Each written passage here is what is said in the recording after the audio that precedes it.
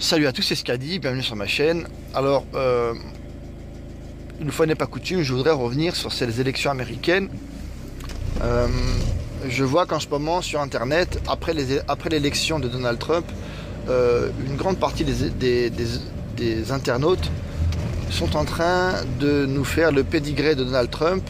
Et pour une grande partie de ces internautes, ils sont en train de nous prouver, ou tentent de nous prouver que Donald Trump fait partie de cette élite mondialiste et qu'en réalité, tout ça a été prévu de longue date et que Donald Trump est complice de cette élite messianique. Et donc, je pense que l'erreur qu'ils sont en train de faire, c'est de ne pas faire la distinction entre l'expression du peuple américain en votant pour Donald Trump et le personnage de Donald Trump. Donald Trump a su répondre à certains critères pour entrer en politique et même pour réussir dans les affaires. Il ne faut pas se leurrer, le système américain est un système verrouillé, il faut répondre à certains critères.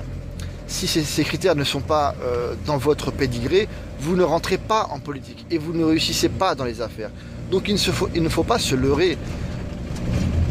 Excusez-moi. Donald Trump fait partie de cette élite. C'est quelque chose de clair et de définitif, mais il ne faisait pas partie du même clan qu'Hillary Clinton. Je le vous rappelle, Hillary Clinton était la candidate de cette élite messianique. C'était sa candidate. Il ne faut pas. Donald Trump n'était pas le premier choix de cette élite apatride, de ces mondialistes, de manière évidente. Alors, j'allais dire que Donald Trump est un peu le second choix. Mais pour autant, ce projet de gouvernement mondial ne s'arrête pas à l'élection de Donald Trump, bien évidemment. Comme je l'ai dit, la société américaine est beaucoup plus complexe que cela. Ça ne s'arrête pas à un personnage dans le bureau ovale. Alors, comme je le dis, donc il faut faire la distinction entre Donald Trump et les promesses qu'il a tenues aux Américains et ce à quoi les Américains ont adhéré. Ce qu'ont adhéré les Américains, c'est au fait que Donald Trump a promis qu'il allait arrêter la dictature de Wall Street et de cette élite dans l'ombre.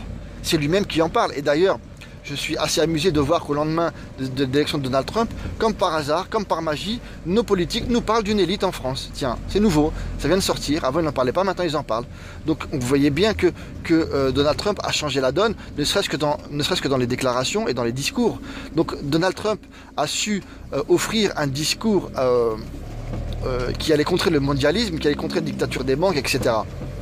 Et j'allais dire que certaines de ces déclarations ne correspondent pas à nos intérêts, à nous Français. C'est logique, puisque Donald Trump dit American First. Il n'a jamais dit French First.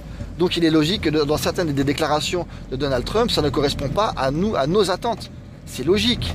Mais on notera que dans ce mouvement que Donald Trump a pu représenter, il s'agit d'un ras-le-bol général du mondialisme. On a pu le voir aussi en Angleterre avec le Brexit, ou en Grèce avec l'extrême gauche qui était passée au pouvoir. Vous voyez bien. Mais qu'est-ce qui s'est passé pour la Grèce, comme pour la France en 2005 qui avait refusé cette Europe. En 2005, elle avait refusé cette Europe. On nous a balancé le traité de Lisbonne. Et en Grèce, de gré ou de force, on leur a imposé une nouvelle fois ce FMI, ces emprunts à outrance. Et on a dit au peuple grec, taisez-vous, fermez-la. Donc peut-être que même si Donald Trump allait appliquer ce qu'il a promis, une chose est sûre, cette élite dans l'ombre, même si elle n'a pas atteint le bureau ovale, ou en tout cas Donald Trump représente une forme d'instabilité dans leur agenda, cette élite dans l'ombre va tout faire pour que les promesses tenues par Donald Trump ne soient pas appliquées.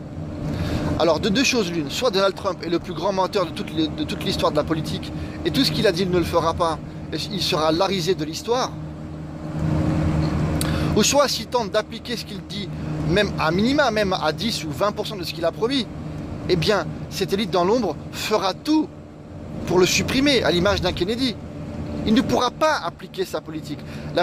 Les promesses de Donald Trump ne seront pas tenues. En tout cas, même si dans un premier temps il tente d'appliquer ces promesses pour avoir pour jouir d'une image de quelqu'un qui respecte ses promesses, cette élite dans l'ombre fera tout pour qu'il n'applique pas ses promesses.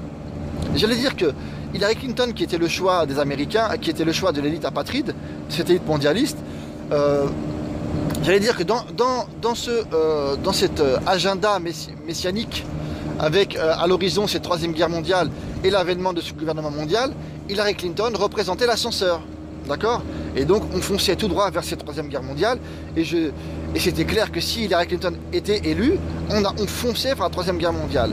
Mais donc cet ascenseur est en panne. Aujourd'hui on est arrivé au 29e étage, mais l'ascension continue.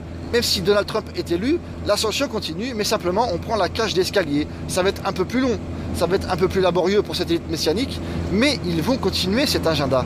Et donc il ne faut pas se leurrer, nous ne sommes pas sortis d'affaire. Simplement, si on donnait un sens à cette élection américaine, l'expression du peuple américain, c'était un fuck you à cette élite mondialiste, de manière évidente.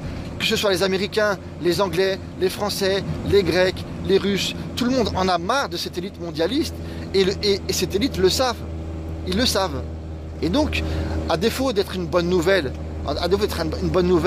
dans un premier temps, ça peut devenir extrêmement une mauvaise nouvelle dans la mesure où cette élite ne laissera pas ce plan, ne laissera pas cette expression être une réelle application politique, c'est-à-dire le ras-le-bol de ces nations. Les peuples en ont ras-le-bol et cette élite va tout faire pour augmenter la dictature dans tous ces pays qui se sont exprimés contre ce mondialisme et contre ce gouvernement mondial. Donc dans un premier temps, cette élection américaine peut être une bonne nouvelle, puisqu'on voit que les peuples, finalement, on a tous à peu près les mêmes aspirations, c'est-à-dire un vent de liberté, etc. Mais en réalité, la mauvaise nouvelle, c'est que cette élite va tout faire, peut-être même pas à supprimer Donald Trump, mais va tout faire pour que cette expression soit étouffée, pour que cette expression n'ait pas de réelle trajectoire politique. Et donc, en réalité, peut-être que ce soit que pour le Brexit, pour l'élection de Donald Trump, on ait une sorte d'expression dictatoriale qui va s'installer progressivement, peut-être par un attentat ou par le meurtre de Donald Trump ou je ne sais quoi. Mais en tout cas, cette élite a beaucoup de flèches à son arc. Ne soyez pas illusionnés sur l'élection de Donald Trump. J'étais satisfait de voir que le peuple américain, je le répète, a exprimé son ras-le-bol du mondialisme, mais je suis inquiet parce que cette élite fera tout pour continuer son agenda et retourner de l'ascenseur pour aller à la vitesse de croisière. Voilà, je vous remercie, je vous dis à plus tard.